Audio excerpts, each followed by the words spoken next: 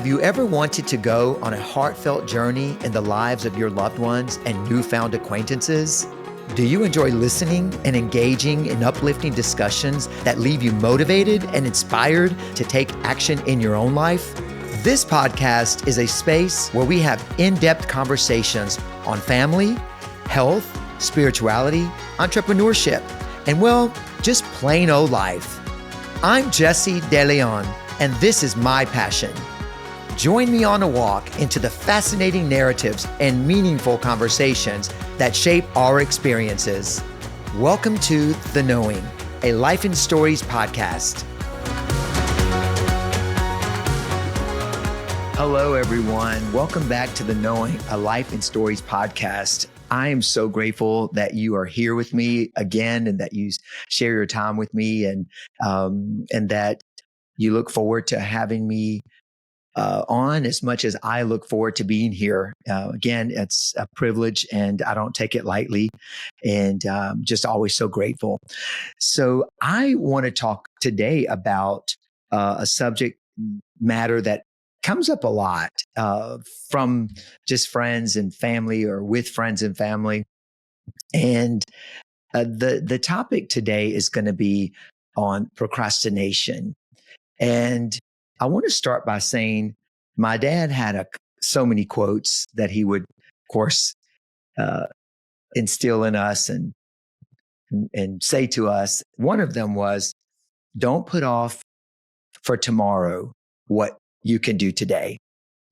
That's a strong one, right? That's a really heavy one to carry. The other quote is, don't do what I do what I tell you to do. Wow. I didn't really understand that when I was a kid because I would oftentimes hear him say that. And as I matured and grew older, I understood more about him. And I just want to say, and about what he meant. And I want to say how much I loved my father and how much he taught me and how much grace he gave me and bestowed on me. He was so strong and he was also really tender too.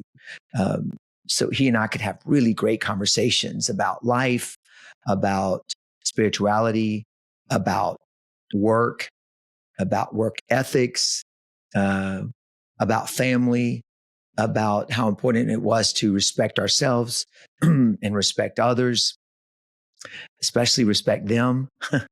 He didn't put up with a lot of, as they say, foolishness, right? He meant what he said and he meant for you to do it. And there were times he was playful and engaged us in fun activities, but he was always trying to teach us. And I'm very grateful now looking back on that. And the more I learned about my faith and the more I learned about and get closer to my relationship with God and with Jesus. And I want to say something about Jesus.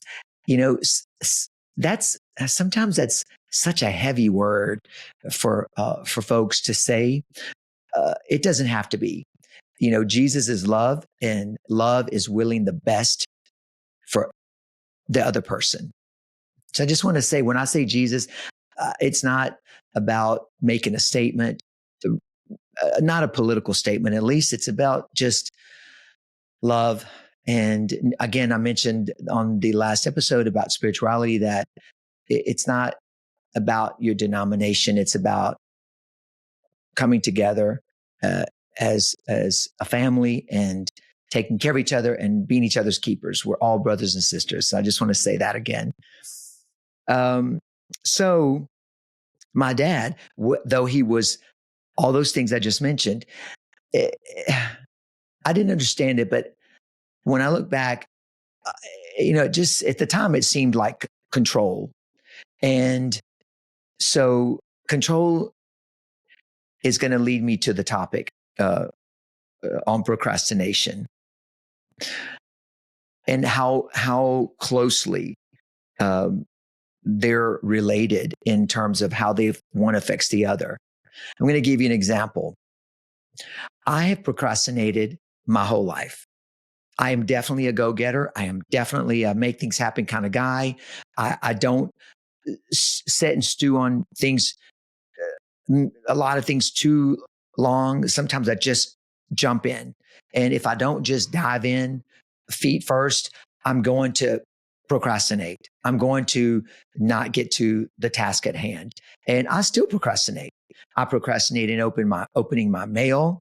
I procrastinate in returning phone calls or text messages, especially as it relates to my business. And uh, I have a very, very good friend and client. She became my friend.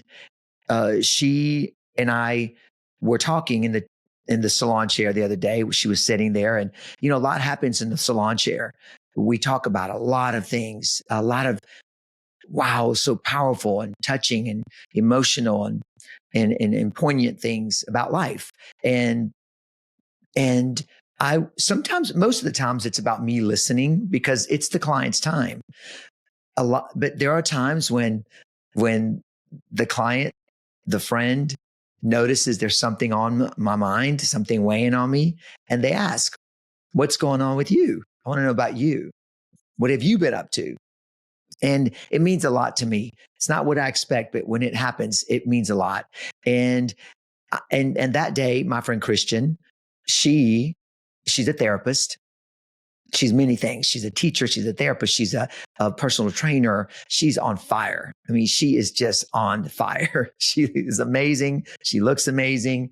She's a great human being. She's a great mother. She's a great wife, and she's a great friend.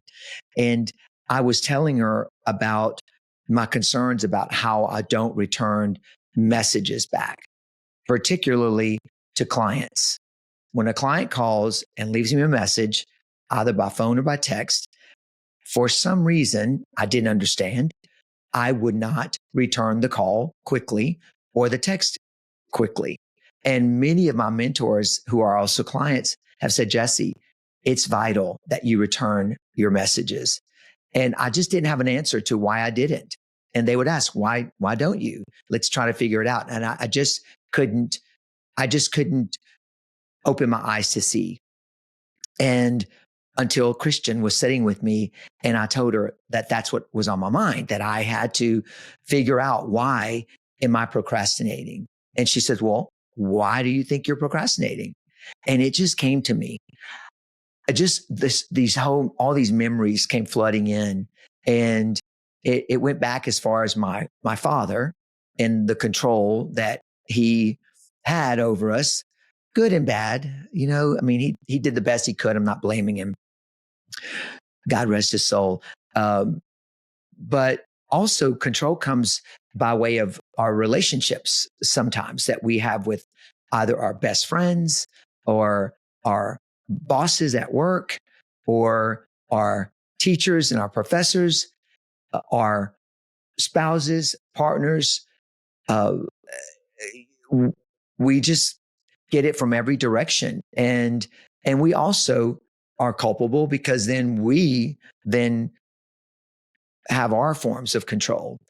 And so I told her, I think it's because we were so controlled and had to walk a fine line when we were growing up that I detest that. I ran from that. I mean, I didn't want to be controlled. I didn't know at the time, again, that I was being controlled, but I didn't want to be controlled. And then, I, entered into two important, significant relationships in my adult life, romantic, personal relationships. And there was always that form of control looming around.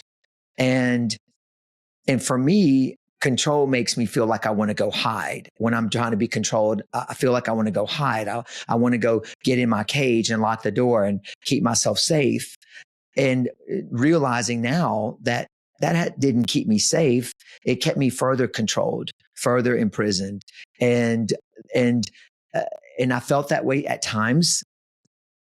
Lovingly, I say this, at times growing up in my father's home, at times in the relationships I was involved with and I then found myself controlling my romantic partner, and I didn't like it. It didn't feel good. So I'm speaking to a Christian about this, and I said, "Oh my God, that's it."